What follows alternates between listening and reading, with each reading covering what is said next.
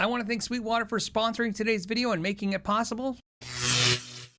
So when I first started my channel, one of the very first videos I ever did was on this Line 6 M5, claiming it was the greatest pedal, the most versatile pedal that I ever had, and the only pedal I don't ever need.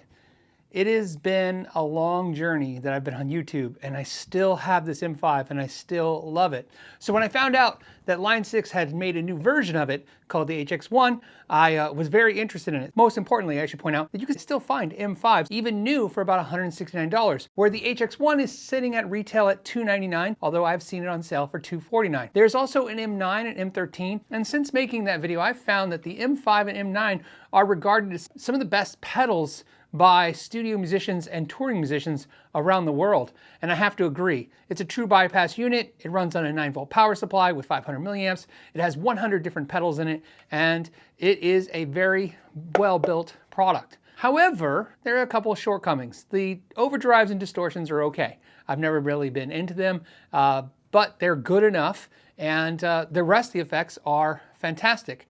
I've once mentioned this on the podcast many times, that this pedal can save you thousands of dollars when you're up at night watching YouTubers make videos about the newest cool boutique pedal that's $300, and instead of running out and buying that or buying it online, you can see if it's on the M5, find a version of it, and play it for a few minutes to see, would you really use that pedal? And I have found the answer more than yes to be no. Now the new HX1, the first thing I want to point out is it's a lot smaller. It's about half the size of this. So that's a big improvement. They both run on 9-volt 500 milliamps, so they can be powered by your pedal board or use the included power supply. What I'm going to do today is just run through some of my favorite settings on the HX1 and then give you a final verdict. Do I think it's better than the M5 at the end of this video?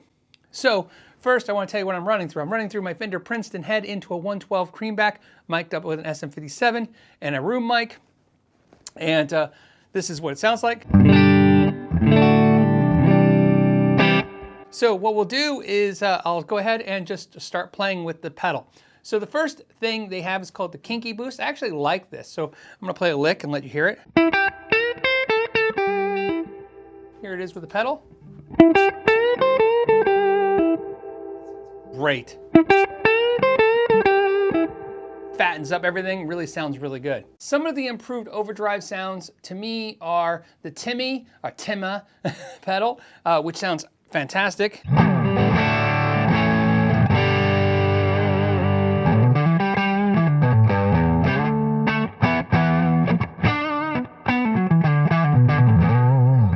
That sounds great. But I'm going to show you the compulsive drive. This is another pedal I really like. Check this one out.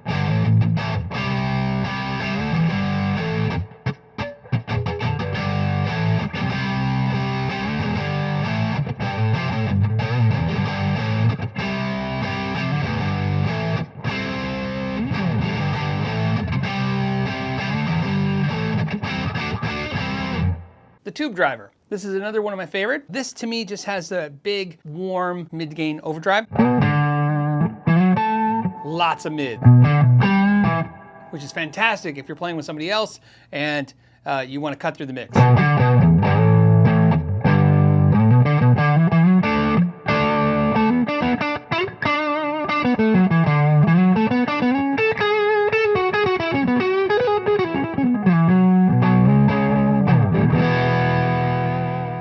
The Line 6 distortion.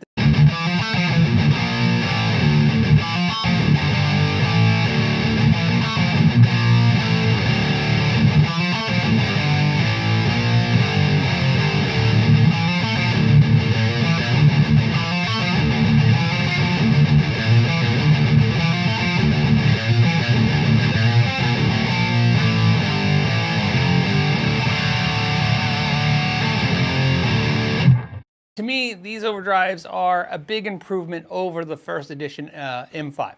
There's no question about that. So if that's something that you're going to think you're going to use a lot of, the overdrives, which is something I would use a lot of, that definitely makes the HX1, in my opinion, over that. Other than that, when it comes to compressors and things like that, I think they're pretty much on par with each other. I want to go ahead, but I want to show you one of my favorite compressors, the LA Studio compressor. And what's great about this compressor is you can run it direct into your mixer and record your bass.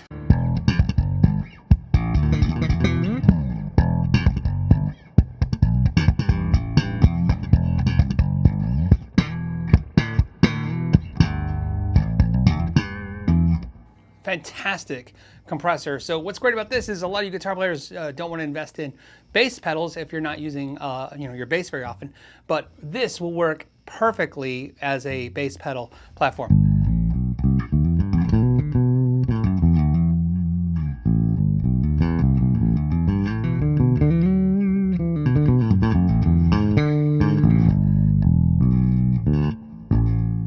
Another cool pedal to use for your bass is this little guy right here.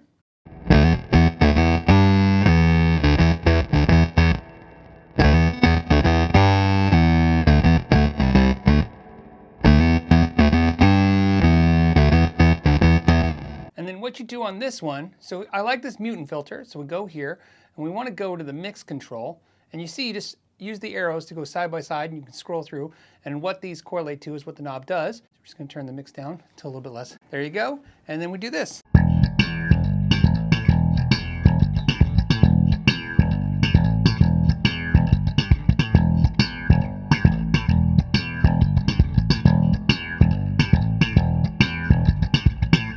So you can see you can use a ton of effects for both guitar, vocals, bass, and even your keyboard systems. Here's another one I really like in the reverb controls. You have a spring reverb, but my favorite is the 63 spring reverb. This is great when you have that amp that doesn't have any reverb, and you can run this through the effects loop or in the front if you're running it clean.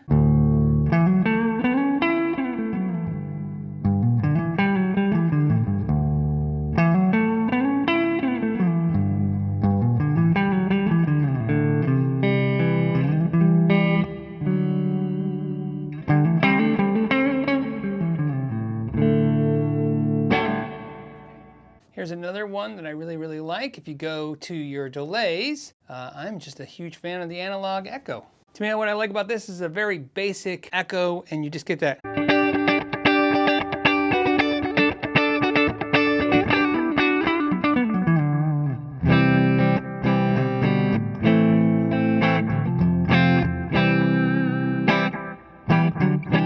Okay, and I'm also a huge fan of the digital delay.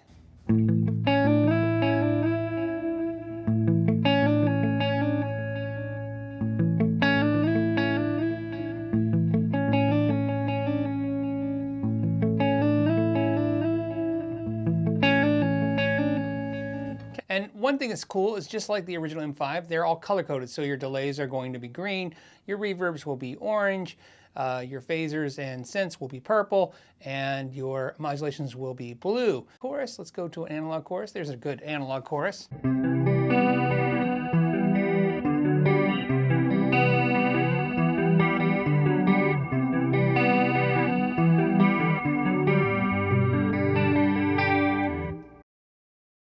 A lot of these are going to be some basic stuff that you'll probably use from time to time, tremolos, but then there are some strange, odd effects that you may not use on a regular basis. For example, like a 10-band graphic EQ. It's nice to have that. There's a parametric EQ here, which is, again, very useful for dialing in certain sounds. You have, this is an acoustic simulator. I'm not really huge on this. Let's go ahead.